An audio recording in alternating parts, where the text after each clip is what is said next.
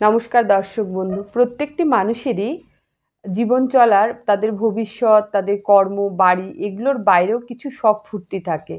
কেউ বা ঘুরতে ভালোবাসে, কেউ বা পশুদেরকে বাড়িতে পুষতে ভালোবাসে, কেউ গরু, কেউ কুকুর, কেউ ছাগল, কেউ বা বেড়াল, আবার কেউ বা গাছ লাগাতে ভালোবাসে। তো আজকে যেটা নিয়ে আলোচনা করব সেটা হচ্ছে কুকুর।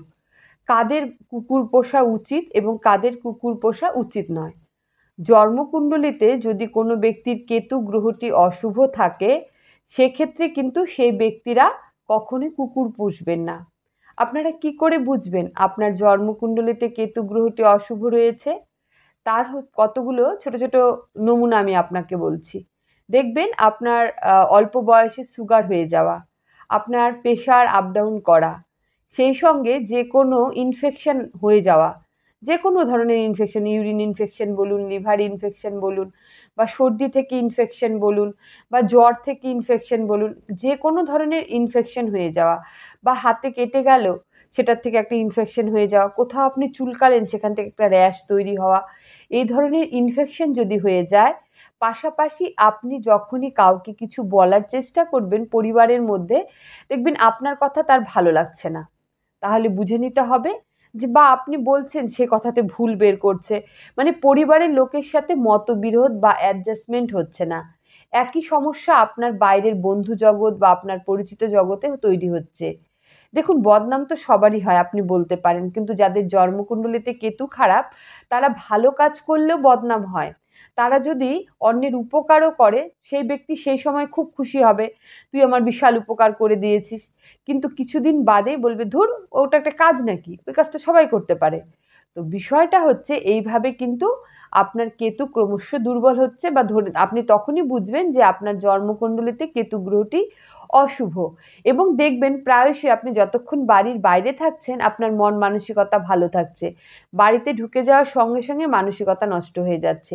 সেই সঙ্গে কেতু খারাপ হলে পেটের সমস্যা, লোয়ার অ্যাবডোমেন নিয়ে সমস্যা, গাইনোকোলজিস্ট প্রবলেম, মেয়েদের ছেলেদের পুরুষালী সমস্যা, প্রস্টেট প্রবলেম, পায়ুদ্বারের প্রবলেম, কোষ্ঠকাঠিন্যের মতো সমস্যা কিন্তু আপনাকে সাফার করতে হবে।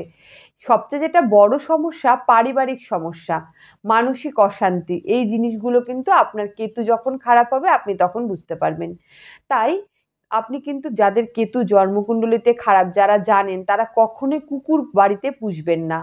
কিন্তু যারা জানেন না, তাদের যদি এই সমস্ত সিমটমগুলো থাকে, তাহলে কিন্তু আপনাদের কখনোই ভুল করে কুকুর পোষা উচিত নয়। এবার তাহলে আপনাদের এই কেতুকে, ভালো কেতুর সুফল পাওয়ার জন্য এবং কুফল দূর করার উপায় কি? আপনাদের কুকুরকেই সেবা করতে হবে, সেটা কিন্তু ঘরে রেখে নয়। রাস্তায় যে মানে রাস্তাঘাটে যে কুকুরগুলো ঘোরাফেরা করে, পথচারী কুকুরদের সেবা করতে হবে। টানা ৪৩ দিন পথচারী কোনো কুকুরকে আপনি খাবার খাওয়ান, তবে সেটা কিন্তু এঁটো খাবার না, ফ্রেশ কোনো খাবার খাওয়ান, তাকে সেবা করুন। অনেক সময় বিভিন্ন রাস্তাঘাটে বিভিন্ন কুকুরকে দেখতে পাওয়া যায়, তার গায়ে ঘা হয়েছে, মানে সে অসুস্থ বা ফিজিক্যালি আনফিট রয়েছে, তার গায়ে কোনো সময় ঘা উঠেছে বা লোম চলে গেছে, বা কোনো একটা জায়গাতে সে মানে আঘাত পেয়ে সেই জায়গাটা ক্ষত বিক্ষত হয়ে আছে, একটু যদি আপনি ধরে তাকে ডেটল জল দিয়ে ধুয়ে একটু বেটাডিন লোশন লাগিয়ে দিলে হয়তো জায়গাটা রিকাভারি করে যাবে। এই ধরনের সেবামূলক কাজগুলো আপনি করুন। কিন্তু ঘরে কুকুর পুষলে আপনার কেতু কিন্তু আরও খারাপ হবে।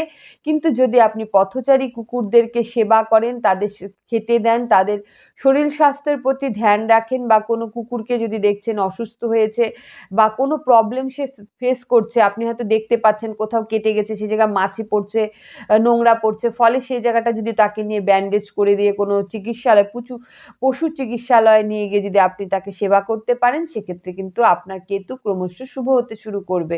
কিন্তু এটা কিন্তু আপনাকে তাকে সেবা করুন আর খেতে দিন, টানা ৪৩ দিন তাকে কিন্তু খেতে দিলে আপনার, কারণ সবাইকে তো আর সেবা করতে পারবেন না, এক্ষেত্রে কিন্তু আপনার নেগেটিভ কেতু পজিটিভ ফিডব্যাক দিতে শুরু করবে।